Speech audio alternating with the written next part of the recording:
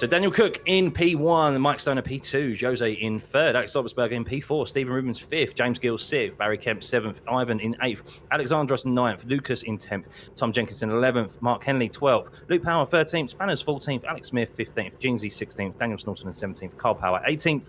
We have Stephen Williams in 19th, Danny Henny 20th, Adrian Clark 21st, Christopher Holsworth 22nd, Colin Wall 23rd, Daniel Cataldi 24th, John Cox 25th, Sean Bennett 26th, Stephen Taylor 27th, Tim Ellis 28th, Richard Morgan 29th, and Trumpets rounding off our grid, making a late appearance here in 30th place. So let's see what this race has in store for us. Lights are on. 3, 4, 5. And it's away we go. Seems to be everyone's got a good start. Let's see. Is there going to be any how are they going to make it down into turn one? Lots of drivers going side by side there. Of course, the run down into the Kemmel Straight is still so. And there's a big incident there. A car is rolling on its hoop. It's done a massive barrel roll there. It seemed that the car on the outside had no. Not entirely sure. There was a luminous yellow livery. Let's have a look here. As it looks like, is that Danny Henny, I think, who has made a mistake and just launched the car on the outside. It was definitely a red livery who's got caught up in that incident, or I think Danny Henny was actually avoiding action there, so he just managed to avoid the barrel rolling car, but was I think Lucas Raskovitz, unfortunately through no fault of his own. We will have a review of that at some point. And there's another car off at Lake Coombe as there's been contact into Lake Coombe. Jeansy Van Gene, here's the turn one, a corner again. So it seemed that it was contact in the middle of the field there. And Barry Kemp gets tagged, unfortunately, and gets launched straight into Lucas there. So, yeah, no doubt, but that'll be a tow to the pits and a fast repair that is available in this series. But as we head to the front of the grid here, we have Daniel Cook in P1, Alexander Dobbersberger in P2, Jose in third, James Gill fourth, Mike Stoner down into P5, Luke Power up into P6, Ivan in seventh, Tom Jenkinson eighth, Smithy in ninth, and Danny Henny, who did have to take massively avoiding action there into the turn one corner of the barrel rolling car of Lucas, is able to still continue this race and finds himself up 10 positions into P9 now, as he's just gained a position on Tom Jenkinson's. Chris, what a start to this race. It was a very measured start. He stayed to the middle into the first corner and was just able to then avoid that flying car across the road. And as you're right, he's side by side currently with Tom Jenkinson coming through Blanchimont. He's got the inside line, so I imagine that Tom is going to give him some room, and he is. One to look out for will be Luke Power, a few positions ahead of him. He's just moved up to P5, overtaking Mike Stoner. He's got the pace to win this race if he can get moving through that pack swiftly. Yeah, most definitely. And there was more smoke in the background there through the bus stop chicane. 5 cars separated by no more than just a couple of cars length heading into that bus stop chicane. But Danny Henny in P9. This is a good start for him at the moment. And looking at the back of Ivan here, he'll be lining up, of course, positioning his car through Eau Rouge, just staying out of the slipstream there. Is he going to go side by side into Eau Rouge? He is indeed. It seemed to be that Ivan was very kind there and wanted to give the position to Danny, maybe to benefit from the tow, but he's actually compromised himself, as it does seem that Daniel Snorterland, Carl Power and Tim Ellis are so close behind. I think he's quite drastically measured that there, and it seems that, yes, unfortunately for Ivan, he's lost about 3 positions as Tim Ellis is going to go around the outside and then to the inside of Lake Coombe, and he gets it done. And I think Ivan, being a bit too cute there with Danny, has just lost 4 positions in the space of one straight down into Lake Coombe. So that is just how close this field is at the moment as we head on board with Alex Smithy chasing down Mike Stoner. Danny Henny, of course, looking, who is a veteran also in this car. Carl Power close behind as we head into P1 here, and you can see Mike Stoner keeping his foot in it, not wanting to lift whatsoever and give any time to Alex Smith, who did run up on the curb. Very fortunate not to lose the rear of the car there, but you can just see kind of the level here, but with the toe that Alex Smith also has, just with that grip, closing the gap up here, and it's probably only a matter of time until he makes the move through Blanchimont. Just almost getting a little bit too close here, as you can see. Sometimes you can get too close at this circuit, Chris, can't you? And you have to lift, and it actually compromises your run all the way down to what would be the natural overtaking position, as Smithy seems to be looking to get this done quite comfortably there and heads up into P6. He has, and if we go right to the front of the grid, it's Daniel Cook and Dobertsberger side by side through the final chicane. Dobertsberger was ahead. Cook was trying to get that position back, and the two fighting has actually brought Jose Coy right into this battle, and Luke Power just behind them. So this is all going on as we go into the first corner of the source. Cook showed his nose and actually scared Dobertsberger off the line there, so he's managed to get himself back into P1, but who's going to back out into Eau Rouge as we come down the hill? And behind them, they're two abreast as well, so it's going to be fascinating to see what goes on here. Side by side through Eau Rouge, and Dobertsberger is still there. That is incredible. And watch out for Koik here, because he's tucked right up underneath in that slipstream there. Who's going to come out ahead into Lecombe? They're 4 wide. They're about to go 4 wide down the Kemmel straight into Lecombe. Daniel Cook has the lead. Luke Power on the outside. Jose backs out a bit. Alex Dobertsberger gets shoved, and it looks to be an unfortunate bit of net code. And for the second race in a row, Luke Power is on the receiving end of an unfortunate incident. Has he recovered? It looks like he's in a spin as he's tumbling down the timing tower there. Smithby, oh, look at that. Luke Power has just lost so many positions there, unfortunately, due to that.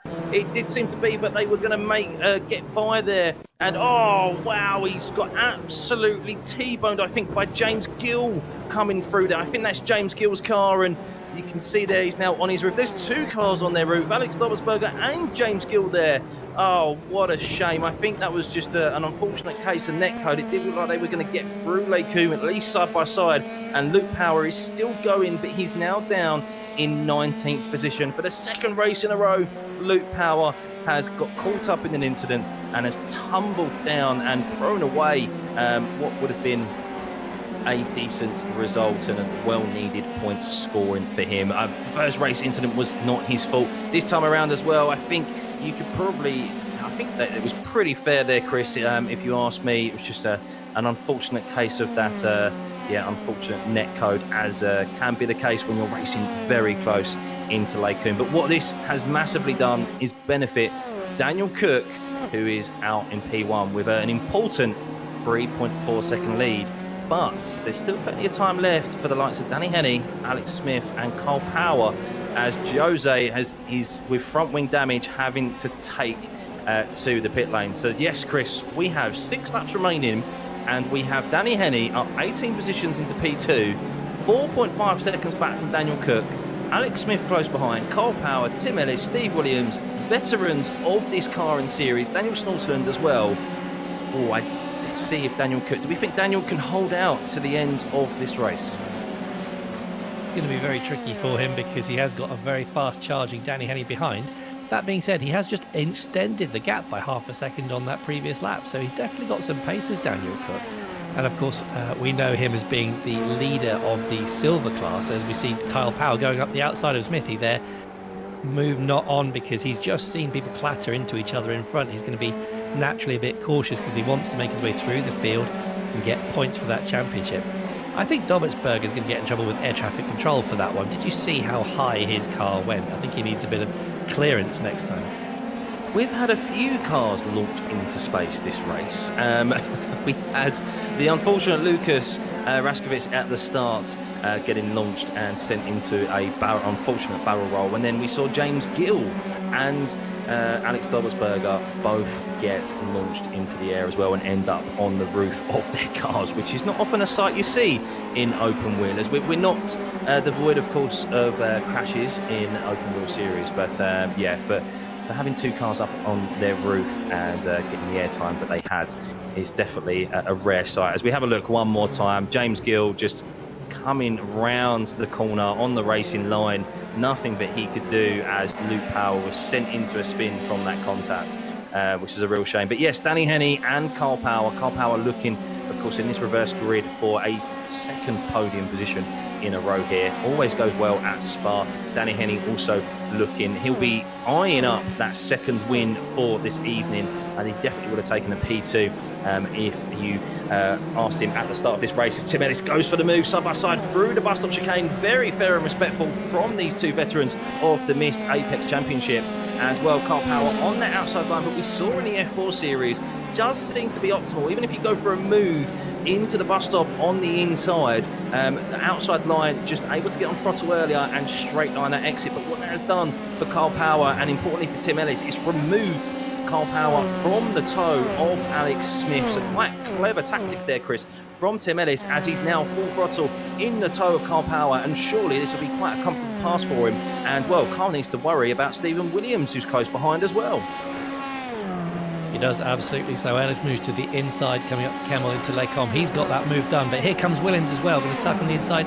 He thinks better of it this time around, doesn't want to make any silly mistakes for his championship either.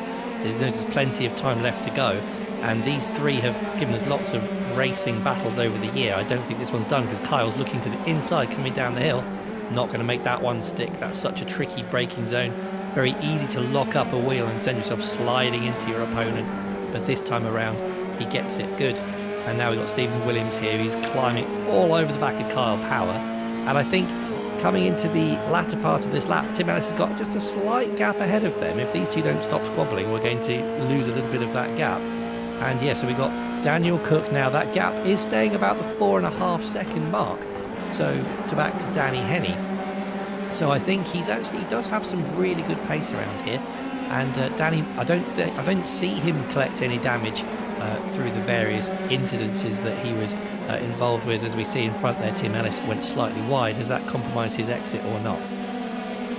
Yes, Daniel Cook doing a great job at the moment, holding that gap to 4 seconds. There's Stephen Williams on the back of Carl Power now, and these guys definitely not thinking tactically here. Tim Ellis, of course, who had a very poor first race, thinking, I am wanting just to get a decent result and taking the initiative and trying to launch himself away from this fighting pack. But you can see Steve Williams here on the inside this time from Carl Power, rolls reverse. Let's see as he goes round the outside. We've seen that outside line be the better line as he leaves Carl Power room, straightens out his exit, and Daniel Snortland now all over the back of Carl Power as they head down into La Source. Now it's all about positioning yourself, because they've removed themselves from Tim Ellis. Tim Ellis has broken away slightly, so Carl Power probably wants to slot in behind Stephen Williams here, but he has to worry about Daniel Snortland. Now Daniel Snortland, we saw last time Stephen Williams being the 2 cars back from the car ahead, and you can see Snortland just trying to remove himself from the slipstream so that he doesn't have to lift and get too close through Carl Power as they're side by side for the middle. And this is definitely going to be 3 wide here. Where does Daniel Snortland go? Is he going to go to the middle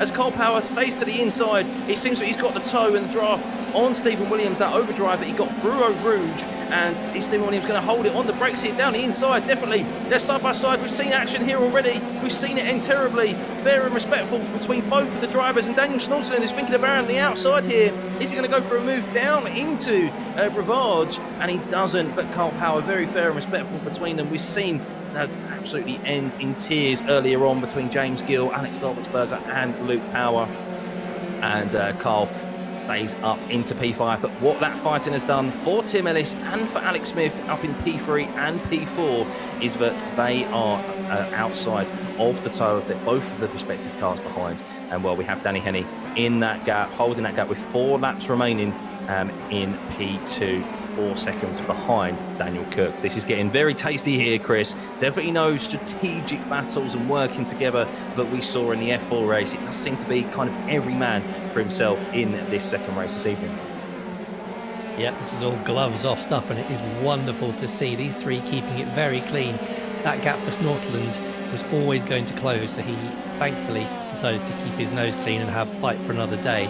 As Williams there ducking out of the toe a little bit this time around, slightly early on. CEC's just not quite following in Kyle's footsteps there, and once again he's got to be careful because he's going to get attacked from behind here as he goes slightly defensive for Snortland behind rather than attacking Power there. Yeah, the bus stop, we've seen a couple of moves here already. The outside line being great. I keep repeating it, but it's definitely the place to be in this F4 car and the F3 car that we've seen. But here we go. It's going to be round 2 for these 3 drivers as Carl Power leads into T1. But we know that he is the car ahead, punching that hole. He's too far back behind Tim Ellis, but he's punching a hole in the air in front of him, and you can see they're just trying to break the toe slightly from Stephen Williams as they run down through to Eau Rouge. But just watch this gap close, and Daniel Snortland, who will be getting the double toe from them both. Let's see how defensive Carl goes. Is he going to try and weave and move a little bit to try and break this toe? Moves to the inside to try and get that inside line into Lecombe, as Stephen Williams has to avoid him, and he's going to try and swoop round the outside, and he doesn't have the overdrive. Clever defending there from Carl Power as he just covered off the inside there and had to make Stephen Williams try and go around the long way, and just didn't have the speed to do so. And well, while Stephen Williams is on the attack, he also has to be looking in his rearview mirrors, because Daniel Snortland is ready to pounce on these two drivers and take advantage of any slight mistake. Stephen Williams really needs to be decisive when he goes for that move on Kyle Power, because he could quite easily lose an extra position, and we've already seen it end in tears for drivers going side by side around the circuit. But at the front of the grid, at the front of this pack though, Chris, Danny Henny has reduced that gap to 3.4 seconds now on Daniel Cook. We have 3 laps remaining. So Danny Henny on this pace needs to make up 1 second per lap to catch to Daniel Cook, who is our silver class leader.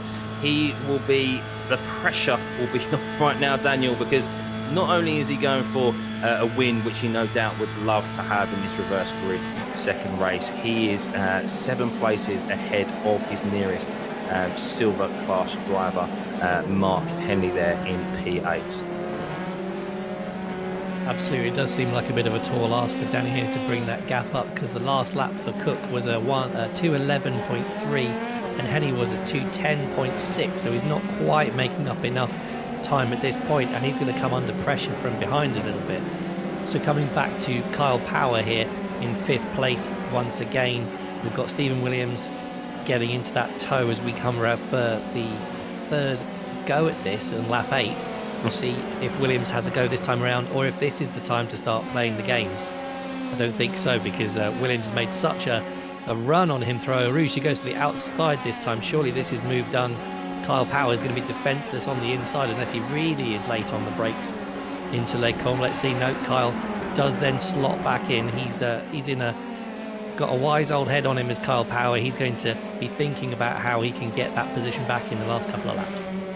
Yeah, it seems Stephen learned from the last time around. He wasn't close enough to get that overdrive, and that time around he definitely was. But Kyle Power just lost a little bit. The rear slid out just a little bit there on the entry through Les Combes as he was out of position on the inside, on the dirty line through that corner, and that has just compromised his line. I thought Daniel Snortland might be close enough to have an aggressive move into Rivage, but he hasn't done so, as Kyle Power is still ahead of Daniel Snortland. But as has kind of been the theme of this race, Kyle has defended valiantly, but once the car has got past, he has another one straight behind him that he has to focus on and defend from, and that's allowed the initial attacking car to pull away from Kyle, and he hasn't really been able to just pull himself back any positions. But still, there should be some good points on offer for Kyle Power, especially with James Gill out of this race, and Luke Power as well, with their incident into Les Combes. So he'll still be scoring some good points, but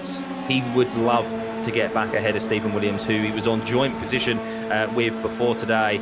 Stephen Williams finishing ahead of him in P2, and Kyle Power in P3 and F4 as Daniel Snortland goes for a move round the outside, fair and respectful between the both of them. And once again, Kyle Power on that outside line as Daniel Snortland hits the sausage curb there, and thankfully had plenty of room on his outside provided by Kyle, and that just compromised his line, but might actually benefit him here, Chris, as we go again. Kyle Power too far back from Stephen Williams, and Kyle Power really is going to have to provide that defensive driving that we've seen this race. But will Daniel get the move done before they even head into Les Combes? Let's see. He has. All that defending has put him out of position, Stephen Williams, who hasn't got the toe to help him defend with, so he goes to the inside line trying to see.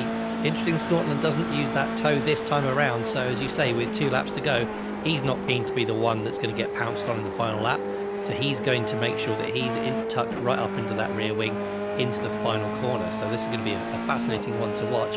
Back at the front, Danny Henny is only 2.3 behind, so he has closed the gap, but I don't think it's going to be enough with 2 laps to go, certainly not to make a move. But you could just see him just coming into your screen there in front, so he must be tantalisingly close. What must it feel like for Daniel Cook to be chased down by our multiple series champion? And he was lucky to have, well, he was very skilled and able to bring out that gap at the beginning, which has protected this lead. He's just got to keep it clean for the last couple of laps. under immense pressure here, because I can imagine he's going to start to see the bright red Venom Works car behind of Danny Henny, and with Alex Smith also chasing up behind as well. So any mistakes there and you're going to be in trouble. So he's got to keep it just on the island, nice and clean. Just pretend you're doing your qualifying laps. Don't worry about the car behind you. See if you can just keep off of those curbs as much as possible so you're not unsettling the car. But you can see he's really still having to push very hard there. He's millimetre perfect through that final chicane as we come back towards Kyle Power defending once again. And as we were saying before, I think Snortland is going to be a wiser man than that and stay behind at this point as we come into the final lap. The leader's now crossing over. The gap at the front is 2.1, so that's not the gap we want to be seeing. It's Kyle Power versus Snortland. Yes, one more lap remaining. You'd think just one last clean lap from Daniel Cook as Kyle Power strategically, the wise old head, gives up the position down through the first corner, La Source, so that he can gain the toe all the way into Lake Coombe. But is he close enough here? Is Daniel Snortland going to be able to defend from Kyle Power, who has got a massive toe here? Clever move from Kyle Power. I must admit, I did not expect to see that coming, as we can see the overhead shot here. But Kyle Power is going to probably get this move done. But Daniel Snortland is no slouch. He'll try and defend this late on the brakes, and he doesn't. He knows that Kyle Power has got that overdrive, and Kyle Power, rather than being on the defensive, went on the attack because it's full throttle all the way from La Source, and that was a great bit of skill there, Chris, showing the old wise head in this car and around this circuit, but Kyle Power defended that position. It is, but has he done it too early? Because don't forget, we've got that back straight and through Blanchimont into the final chicane to worry about. So Kyle, has he shown his hand too early? Has he given up that position? It was a great move if that was the final chicane, but of course it's not. So is Snortland able to keep close enough through this middle sector? He does seem to be doing so far. He's just moving slightly out of Kyle's slipstream to be able to energise that front wing. And here we come. This is the crucial corner through Campus and Stavelot. Here we go, nice and wide there to see if he can get as much straight line speed through. I think he is going to be close enough to have a final lunge, and I shall leave it to you, Stuffy, to call this one. I can't see where it's going to go. No, it does seem like that Daniel Snortland is looking. He's going to be late on the brakes. We've seen plenty of late braking moves into the bus stop. Is he gaining enough here? It doesn't quite look it visually, but he is, as they're heading down into the bus stop chicane, and as Carl goes defensive on the inside, and I think he has this covered. But he does seem, but there's a spinner. There's a spinner at the front there. Who was that? As Daniel Cook wins the race, holds off Danny Henny there in P2. What a great drive from Daniel Cook. As there's a crash right at the end on the finish line with Alex Smith. Daniel Snortland, has he been able to cross the finish line there, or is he just inches short? I cannot quite tell. I think it was Smithy who actually lost it. Oh, it was a big crash there on the line, and I'm not entirely sure if either of them crossed the finish line there at the end. There was definitely a red car spinning in the bus stop chicane there at the end of the race, which I think was Alex Smithy, which then got very close there at the end. It seems a bit of an odd crash, but what a drive from Daniel Cook, leading from the front, chasing down Mr. Henny, and it does look like that Daniel Snortland crossed the finish line in P7, and Alex Smithy did as well in P4. We'll wait for the final results, but let's have a chat with Daniel Cook and, yes, have a word with our race winner. Daniel Cookie Cook, how was that, winning this F3 race and holding off the charging Danny Henny? Yeah, I've done it again. Same as Super Formula last series. Yeah, I was surprised I managed to do it this time. I got very lucky. Got very lucky to get P20 when someone spun on the last lap of F4. And then there was a big crash behind me on, was it turn 2? On lap 2 maybe? But yeah, It was. I was surprised by my pace, surprised I could hold Danny off for as long as I did. Kept him out of the tow, it was great. And I'd just like to dedicate this particular win to my massive fan base. Thank you very much, everyone. They'll be over the moon, Daniel. They will. I was going to ask what it's like watching that delta time coming down with Danny chasing you down. How did you manage to focus on just hitting those apexes and concentrating on your own race rather than looking in your mirrors? So it's sheer terror. seeing Danny behind you and having that delta come down really helps with the focus. It's amazing. He truly is a scary man, so I don't blame you whatsoever. But great race win there, Dan, and importantly, extending your lead at the top of the silver class standings. So great win, buddy. On to Super Formula. Thank you. What an end to that race, Catman. What an end. I still don't know where people finished. We know where Danny finished. We know where Daniel Cook finished. And here we have the final standings. And it does seem that Alex Smith did not cross the finish line, Catman. Oh, there you go. My God. He's down in P18. So, yeah, 18th position. I've got a screenshot in front of me of how far he was. He was less than a car's length behind the finish line, so it was so close. If he'd just been able to just roll it, but he just nosed into the wall. I don't know what happened there, but I think he just dropped it under acceleration. It was almost as if he was off that curb and just lit up the rears and slid across the track. So that's such a shame, because that was a good finishing position and points lost right at the end. Yeah, I think it was a podium position on the cards for Smithy there at the end, but an incident in the bus stop chicane, and then, of course, right at the end there, Daniel Snorterland did cross the finish line after getting unfortunately collected by Alex Smithy at the end there. But Carl Power and Stephen Williams, the beneficiaries of that, dragging them up. And Stephen Williams, once again, finishing one position ahead of Carl Power, slightly extending that very slight lead he has over Carl Power, both of them being on joint points at the start of this race. But that was the F3 race. Every race thus far has got more and more dramatic, Catman. What is the Super Formula race going to have in store for us?